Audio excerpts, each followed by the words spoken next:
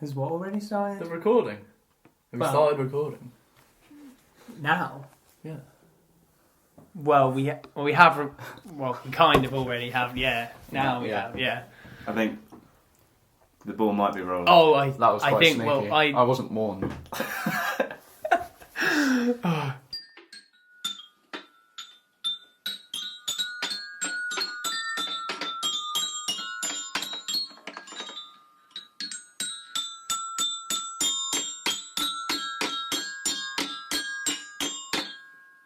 Oh, so, yeah, hello. Good. No, it's not. Oh, we made that mistake before. Not good evening. Hello. I think just a general Hello. greeting. Series 7. Yeah. Series finale this is. It's big. You're going to see who dies. Yeah. Watch out for the twist. Don't forget to stick around till the end because there's an ultimate prize giveaway. Look out behind you. Oh, but as some of you might be able to tell, we have a guest with us today. Hello. This is Campbell Mcconnell, artist and general interesting kind of dude. He's with us today, and we're very pleased to have you. Thanks for having me. Yeah, he's been in a couple of interesting recent exhibitions recently, haven't you? An art school at Tate Modern in London, Touch Me Baby at Bones and Pearl Gallery, also in London, and then you were in one of Is This It's online exhibitions at AFK, and if you missed the previous episode of us talking to the founder, Bob Whitman, on, like I said, previous episode, highly recommend to give that a little listen.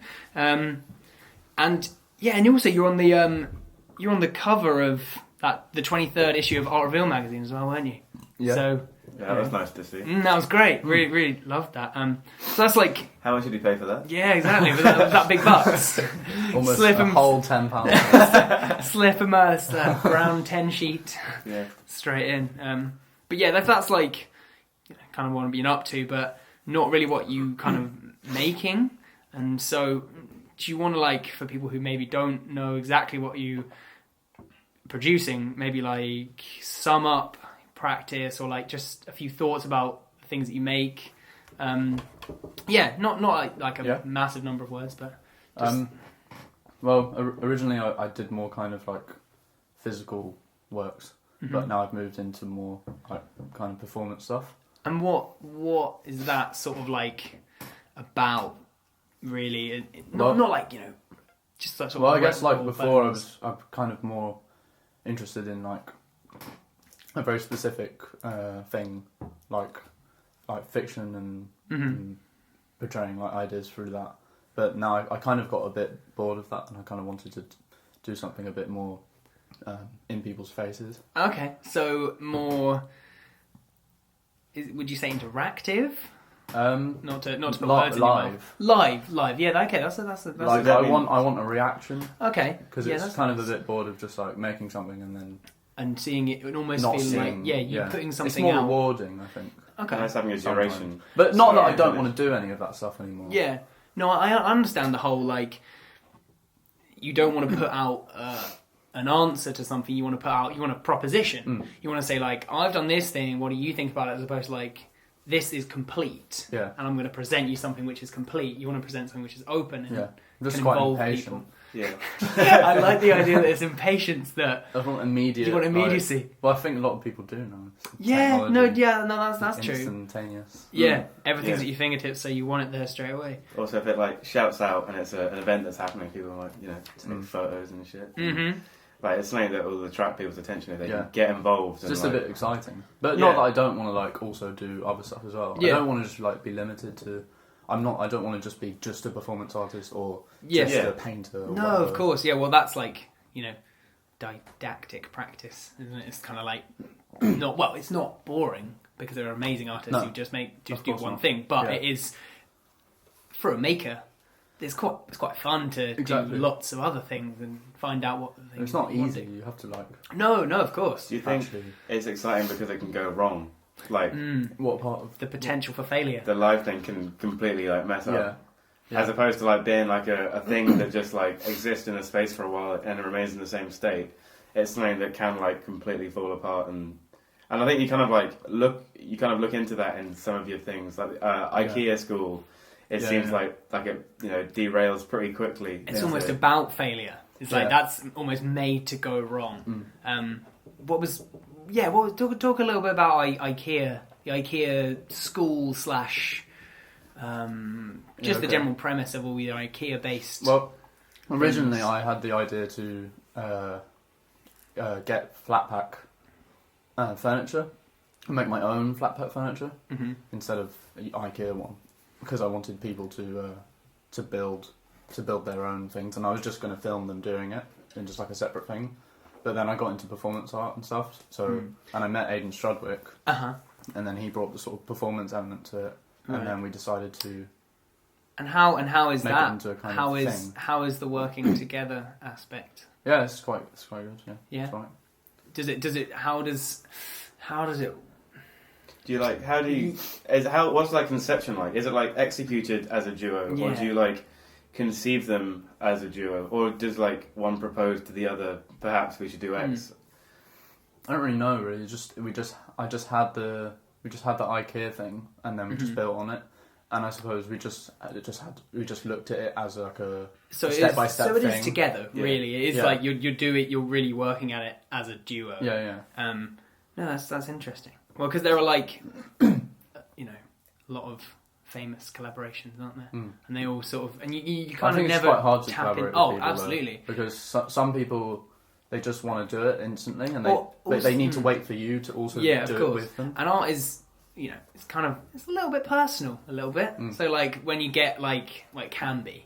So if you get like yourself involved with another person, it's kind of like you're sharing a little bit of your personal thing. I think you just have to be quite open-minded. Open is the word. Open to like their opinions. I think it helps you to be like, possibly helps you to be like less precious about the things that you make, less worried that Absolutely.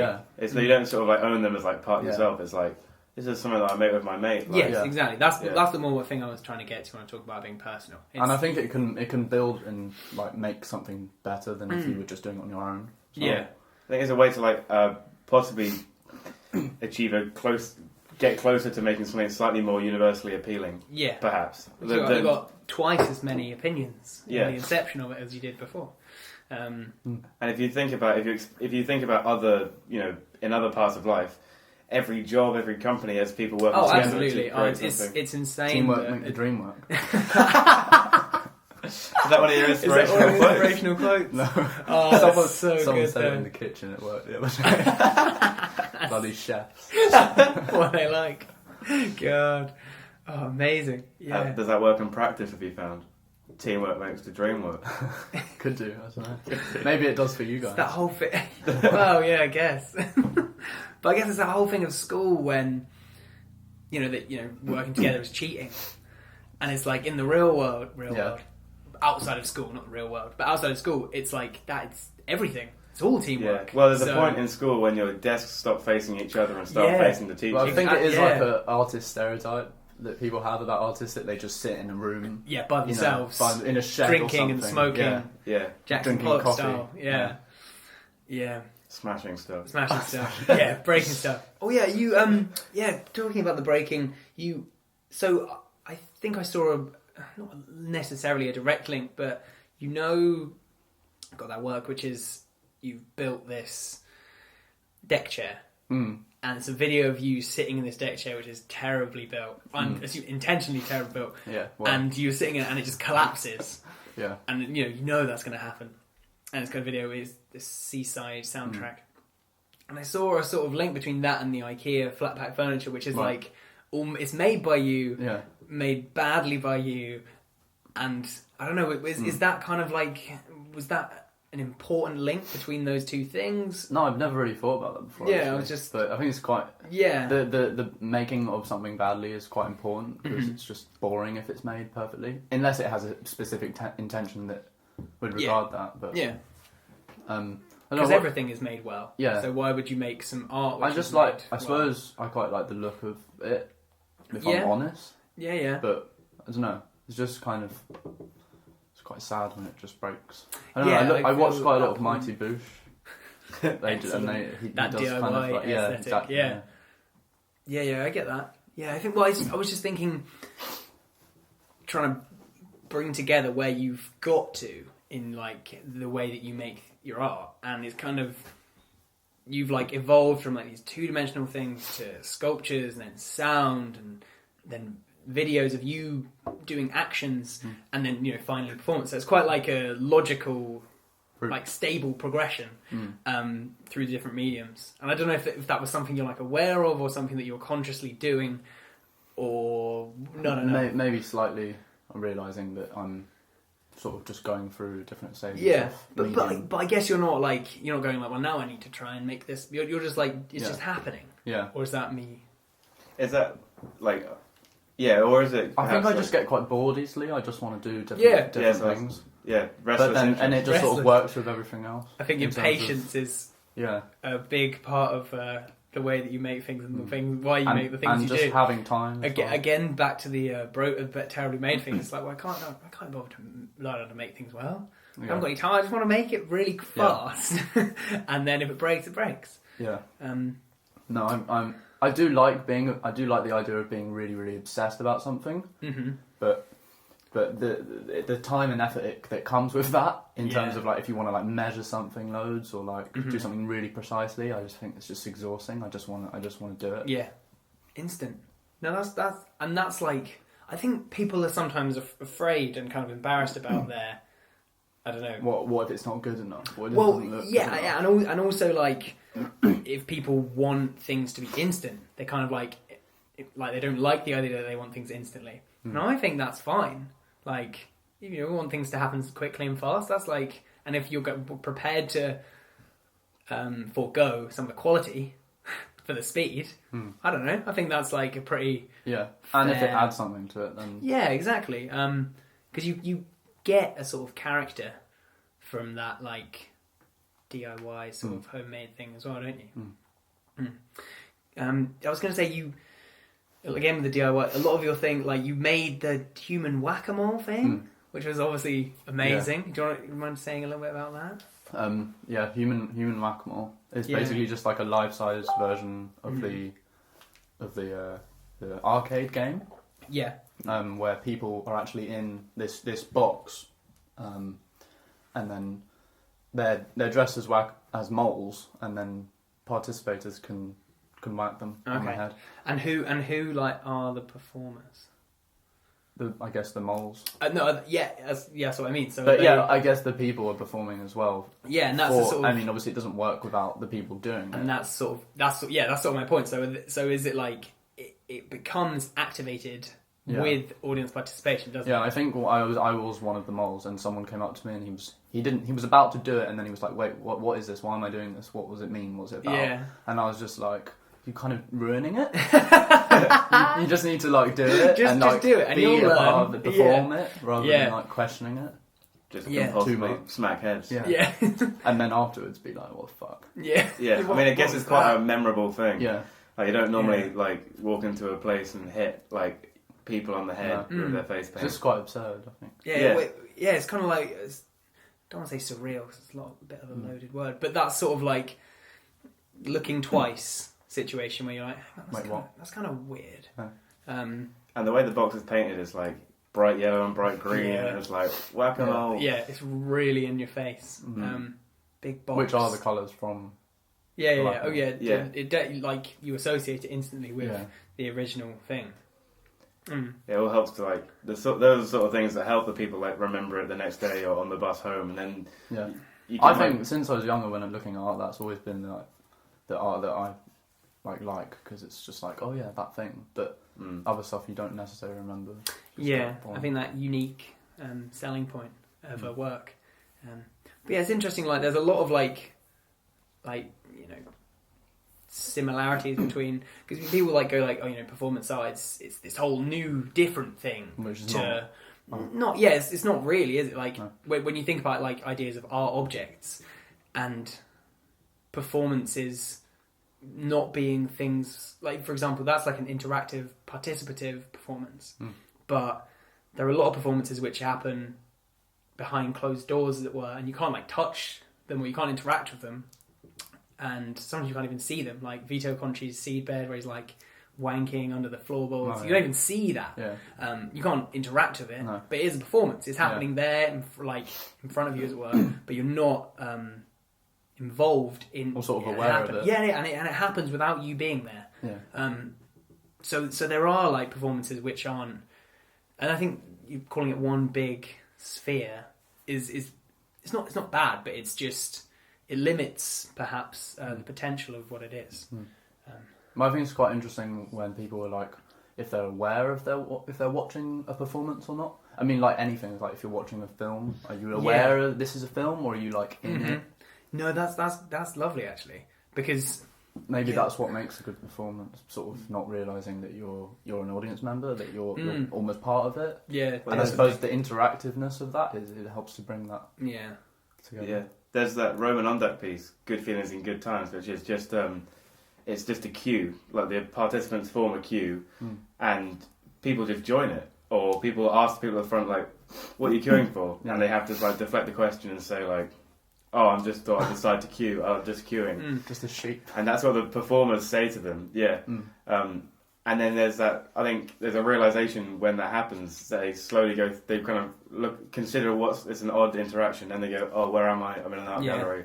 Oh, perhaps it's this," and it's like a realization at the end of the film. Yeah. It's like there's the sort of plot twisty type. Did you see this piece at the Tate in the street like years ago? I can't remember the artist's name, but he gets a group of people to come up to you and talk to you about something.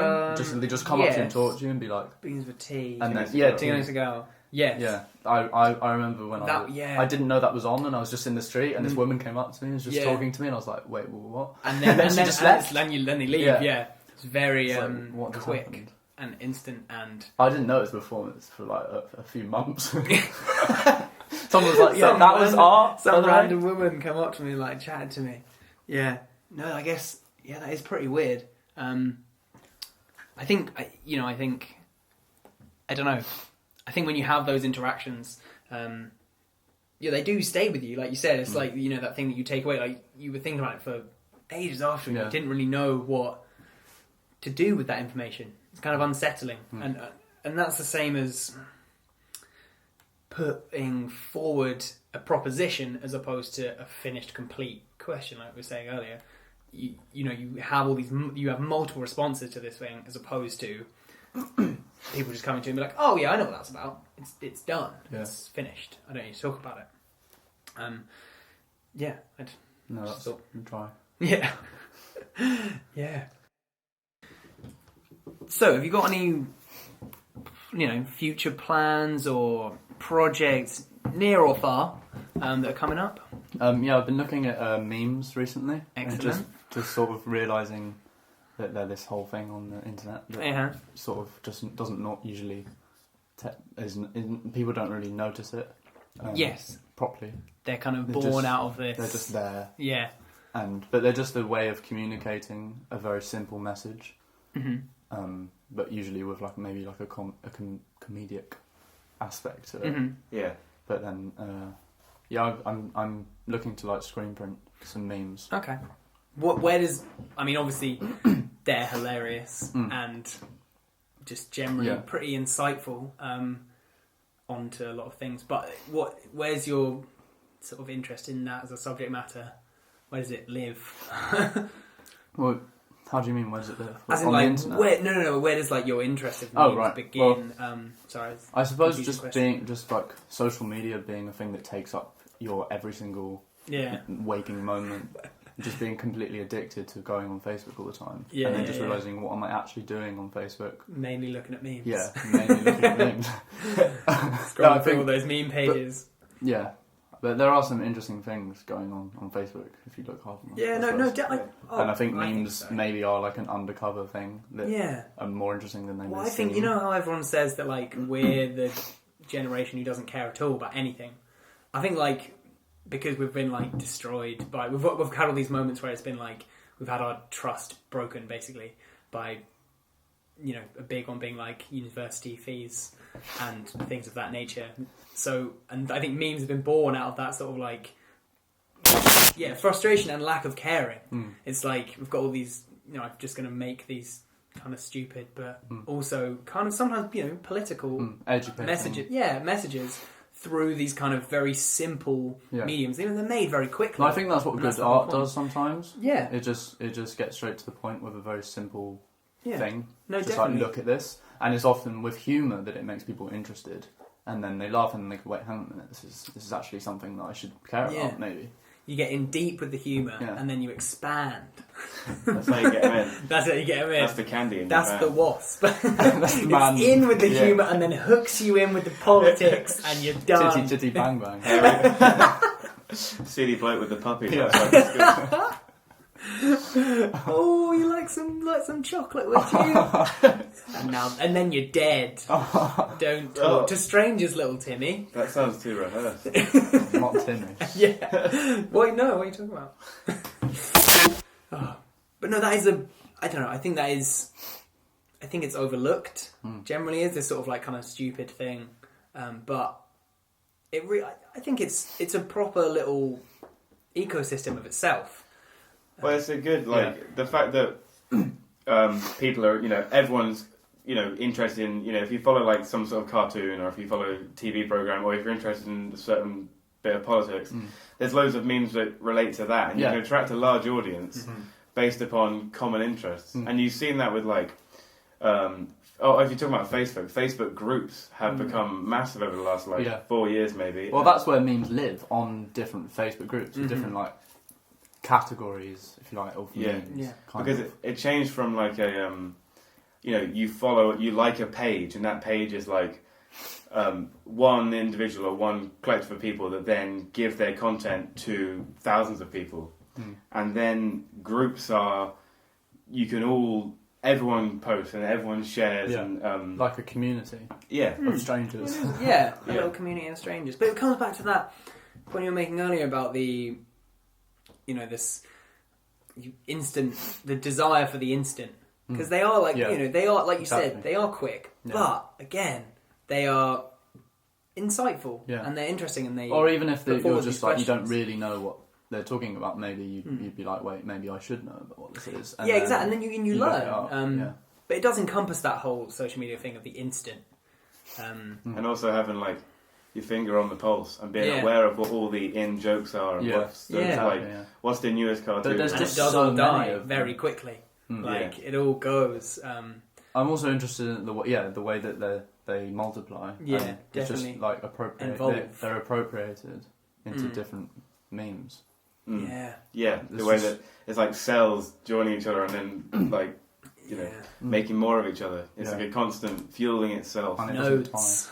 Nodes join other nodes. And they're like, there's something that it's like, like the economy or like they're a body that's so big and you can't pinpoint a particular origin or a particular body where it starts, so it's hard to understand the entire thing because it's like it's diluted in all the social media. But I think if on the internet you can at least attempt to try and find out the origin of a particular meme. But when you're looking at like maybe an artist's work, you can't necessarily just instantly be like, they've got their ideas from this other artist. Because you don't know, because it's their personal thing. But because these aren't artists, they're just people on the internet making memes. You can access that. The I think that's really lineages interesting. of art versus memes. That is interesting. Because like you feel, maybe you feel like you can do it.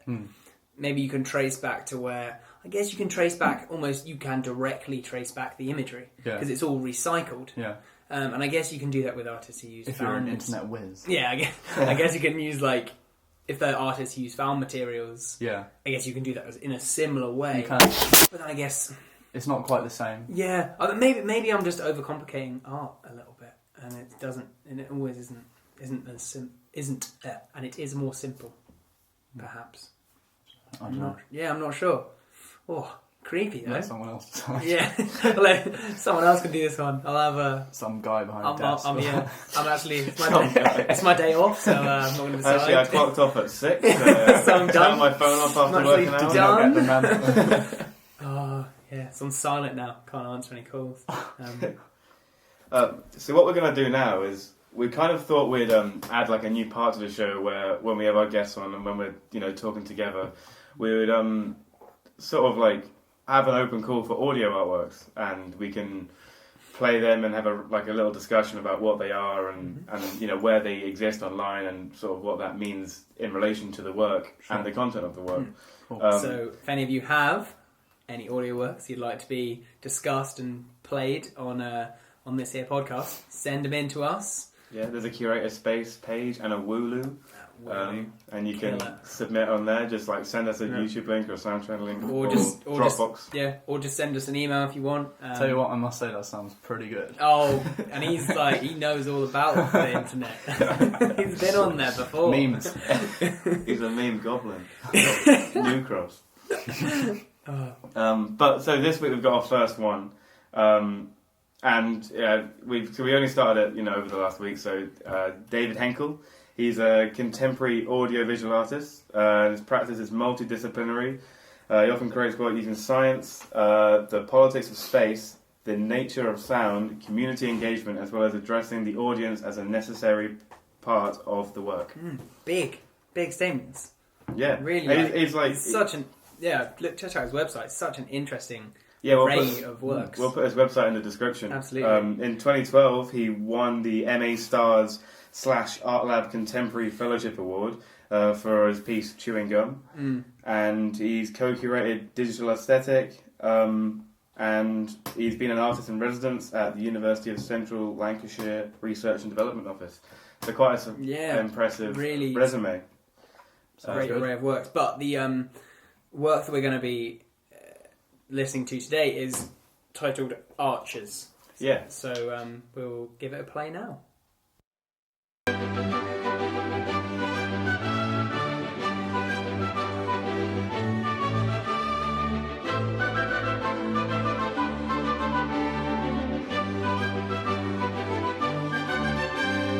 Going begging.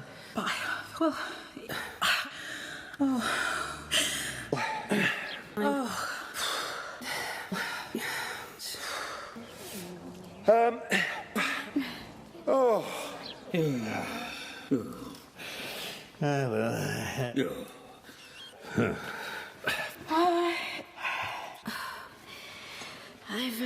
I've sent Fallon upstairs to pack. Well, yes.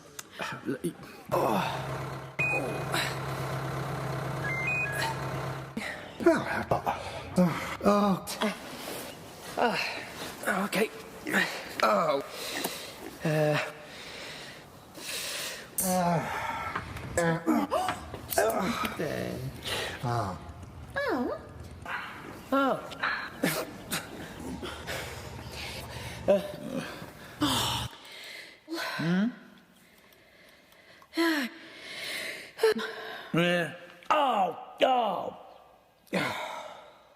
Oh.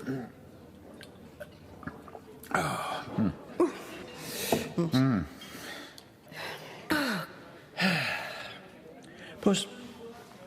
Yes. Die.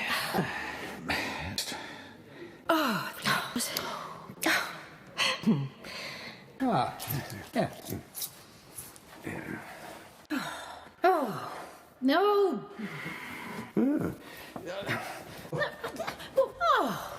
Well. Oh, well, I'll get the spreadable from the fridge. Oh, that's nice. Eh? Oh. Well...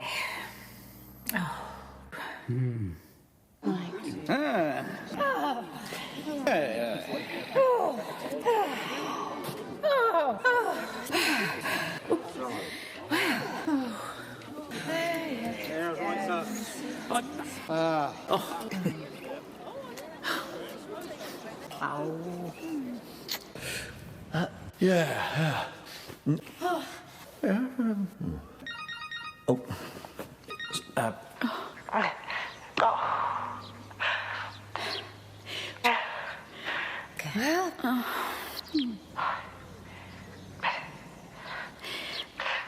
Okay.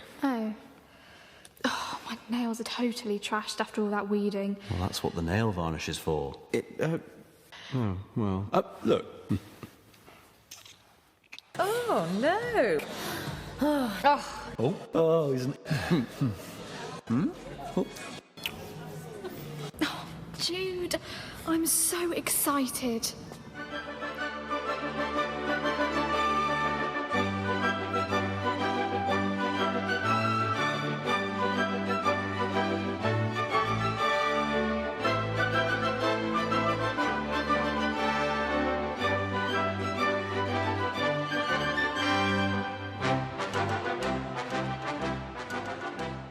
Okay, so that was Archers by David Henckel, and it's absolutely hilarious. Yeah, it's great. It's like super funny. As you might have been able to tell, it was used the Archers as its, Of course. it edited out an episode of the Archers, an omnibus edition of the Archers, you could say, edited down to the moans, groans, and sighs, and highs and lows. Could you Some mention what the Archers is? Oh yeah, so Archers is the world's longest running radio soap drama, soap opera. Like EastEnders for the ears. Like EastEnders for the ears, on Radio 4. And it's like contemporary drama in like a rural setting.